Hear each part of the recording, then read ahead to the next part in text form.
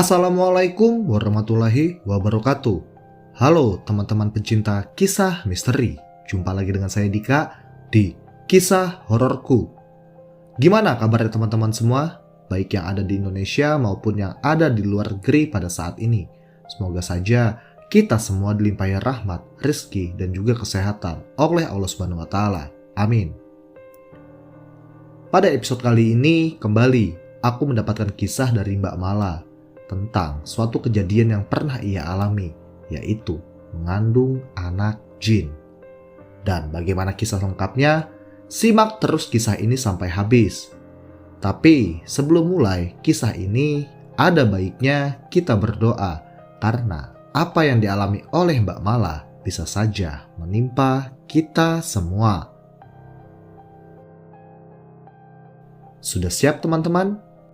Terapi merinding dimulai.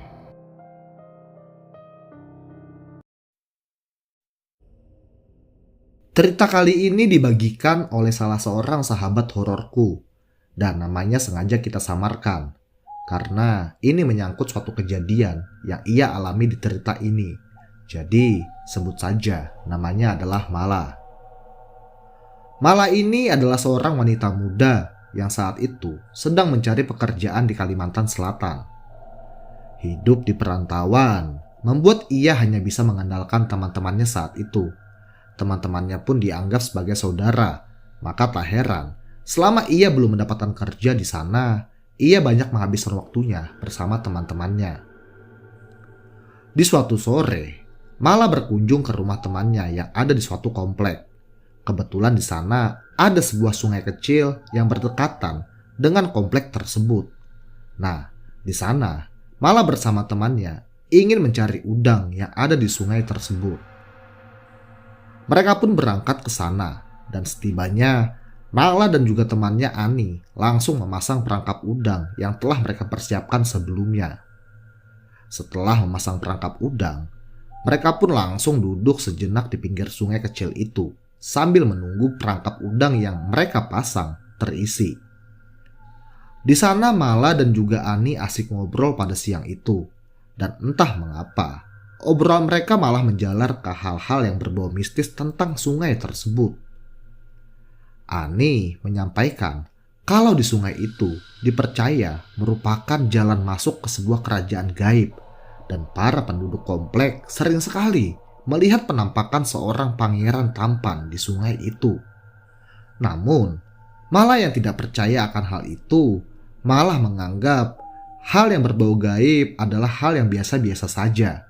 Sampai pada akhirnya, Mala merasakan ia ingin membuang air kecil. Lalu, Mala langsung pergi untuk membuang hajatnya. Setelah itu, mereka pun kembali ngobrol seperti biasa. Sekitar 1 jam kemudian, mereka berdua langsung mengecek kembali perangkap udang yang telah mereka pasang. Dan ternyata, hasil tangkapan mereka lumayan banyak saat itu. Dan setelahnya mereka pun pulang kembali ke rumah, membawa udang yang baru mereka dapatkan di sungai. Sesampainya di rumah, Mala saat itu merasakan kalau dirinya tiba-tiba merasa tidak enak badan. Namun, Mala awalnya mengira ia mungkin masuk angin atau hanya tidak enak badan biasa. Segeralah Mala membantu Ani untuk membersihkan udang yang baru mereka tangkap tadi agar udang tersebut dapat disantap pada malam harinya. Saat itu, tingkah Mala tiba-tiba saja berubah menjadi aneh, di mana Mala terus-menerus meminta bawang merah kepada Ina. Mendengar hal tersebut, Ina pun langsung memberi Mala 3 buah bawang merah. Dan anehnya, Mala langsung memakan bawang merah itu secara mentah-mentah. Melihat hal itu, Ina pun langsung aneh karena bawang merah itu dimakan oleh Mala begitu saja tanpa ia kuliti sebelumnya. Saat Ina bertanya kepada Mala apakah memang Mala suka memakan bawang merah secara mentah, Mala malah tertawa menjawabnya. Hal itu pun langsung membuat Ina takut karena suara Mala tiba-tiba saja berubah menjadi serak dan juga parau. Hal itu membuat Ina menjadi gemeteran. Apalagi Mala mulai meronta-ronta pada saat itu.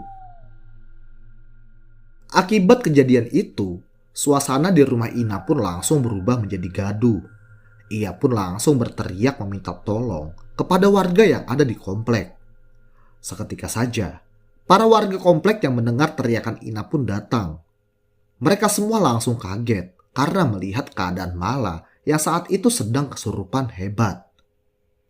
Mala yang tidak bisa lagi mengontrol dirinya pun terus saja tertawa. Ia juga nampak sudah mengambil satu kantong bawang merah yang ada di dapur dan langsung memakan satu persatu bawang merah tersebut. Sembari sesekali ia juga terlihat membenturkan kepalanya ke tembok. Melihat hal itu, warga di sana pun langsung menjemput Pak Deden. Pak Deden ini dikenal oleh para warga memiliki keahlian untuk menyembuhkan orang yang sedang kesurupan. Ya, seperti apa yang sedang dialami oleh Mala. Dan sekitar 15 menit, tibalah Pak Deden di rumah Ina saat itu. Pak Deden langsung masuk menemui Mala yang sedang kerasukan. Dan awalnya, Mala nampak begitu tenang dan juga asik memakan bawang merah. Akan tetapi, setelah Pak Deden masuk ke rumah tersebut, tiba-tiba saja ia marah akibat datangnya Pak Deden ke rumah itu. Ia nampak murka dan juga terusik dengan kehadiran Pak Deden. "Mau apa kamu kesini? Kamu kesini bawa pasukan. Apa kamu mau menyerangku?" ujar Mala kepada Pak Deden. "Aku cuma mau negosiasi dengan kamu. Kamu harus keluar dari tubuh wanita ini. Kalau tidak, pasukanku akan menyerangmu." "Tidak, dia sudah salah. Dia telah mengotori rumah kami dan juga menghina pangeran kami dengan menganggapnya itu hanya hayalan." "Oh, kalau kayak gitu, kamu maunya aku harus mengeluarkan kamu dengan cara paksa ya?" ujar Pak Deden. Segeralah Pak Deden mencoba mengeluarkan sosok yang telah merasuki tubuh Mala. Dan dengan susah payah, pada akhirnya sosok itu bisa dikeluarkan juga. Perlahan-lahan, Mala pun mulai bangun kembali. Mala yang baru sadar pun langsung merasa kaget dan juga aneh. Karena banyak sekali orang yang saat itu sedang menyaksikannya. Namun, setelah ia dijelaskan oleh Ina, Mala pun hanya bisa terdiam. Ia merasa tadi ia hanya tertidur dan bermimpi bertemu seorang pangeran. Namun, tiba-tiba saja ia terbangun dan sudah banyak orang yang ada di sekitarnya. Beberapa hari berlalu setelah kejadian itu. Mala dan juga teman-temannya masih saja sering ngumpul bareng. Nah, di kesempatan itu, Mala selalu saja bercerita kepada teman-temannya kalau ia beberapa hari ini selalu saja bermimpi bertemu dengan seorang pangeran yang begitu tampan. Akan tetapi, teman-teman Mala saat itu hanya tertawa dan menganggap mimpi Mala itu hanyalah sebagai bunga tidur. Tapi, Mala masih saja terus membahasnya dan terkadang Mala juga marah kalau pangeran yang ia temui di mimpi itu malah menjadi bahan candaan teman-temannya. Semenjak kejadian Mala kesurupan, ia kini terlihat bertingkah aneh. Seperti sering ngomong sendiri dan juga bercerita tentang pangeran yang sering datang menemuinya. Bahkan Mala bercerita kalau pangeran tampan itu tidak hanya datang di dalam mimpi, namun juga di dunia nyata pada saat ia sedang sendiri di kosnya. Kelihatannya, Mala ini kini telah menaruh rasa kepada si pangeran tersebut, walau ia tidak tahu dari manakah pangeran itu berasal. Di suatu malam, pada saat Mala pulang sendiri ke kosnya dari tempat Ina, Mala merasa kalau ia sedang diikuti oleh seseorang dari belakang. Mala yang merasa ketakutan saat itu mencoba mempercepat langkahnya agar ia bisa segera sampai di kosnya. Dan sesampainya di pintu kos, Mala melihat kalau ada sosok lelaki berjubah hitam kini telah mengawasinya dari jauh.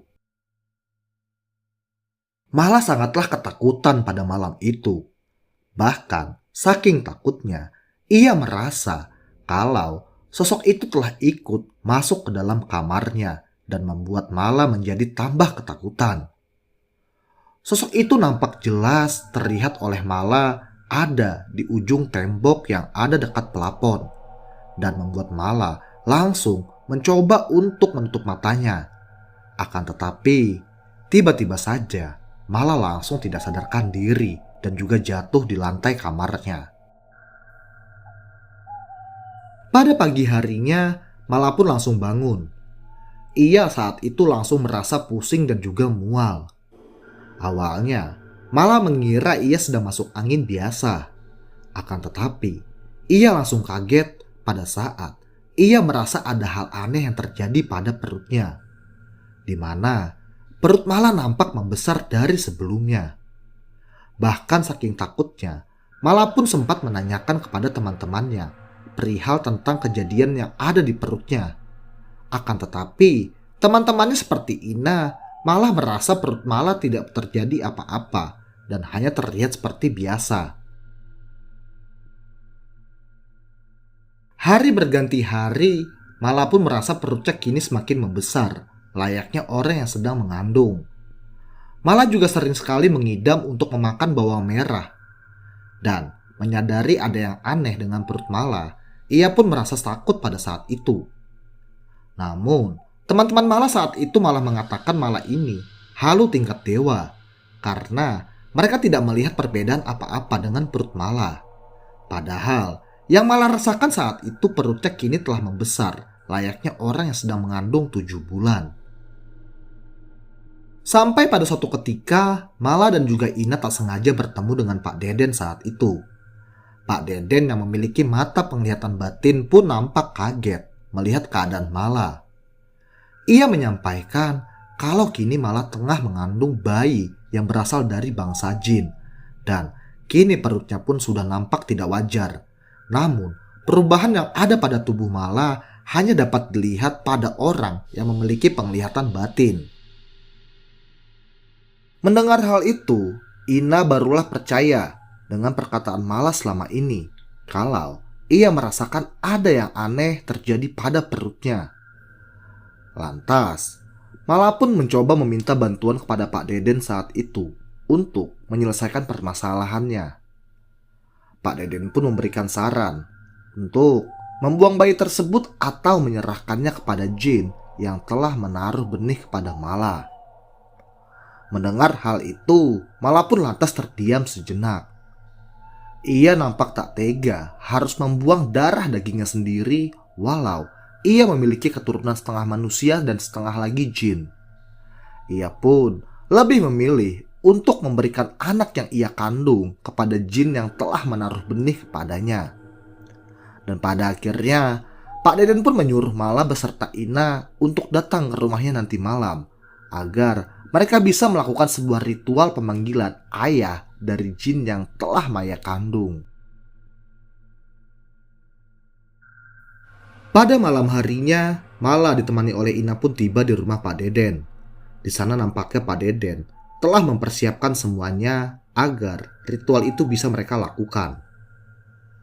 Namun sebelum ritual dilaksanakan, Pak Deden menawarkan kepada mereka berdua apakah mereka mau dibukakan mata batinnya agar mereka dapat melihat siapakah sosok jin yang telah menghamili Mala.